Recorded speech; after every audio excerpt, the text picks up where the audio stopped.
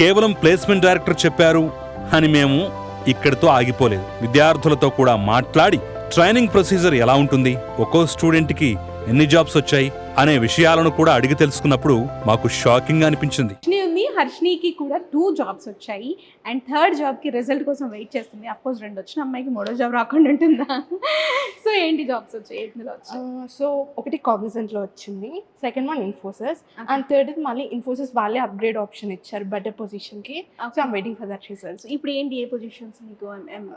Infosys and Cognizant 2 system engineers, ఇంకోటి upgrade అవుతే digital system engineer. ఓ nice. ఎందుకంటే ప్రతి విద్యార్థికి ఒక్క జాబ్ కాదు, కనీసం 2-3 జాబులు వచ్చాయి.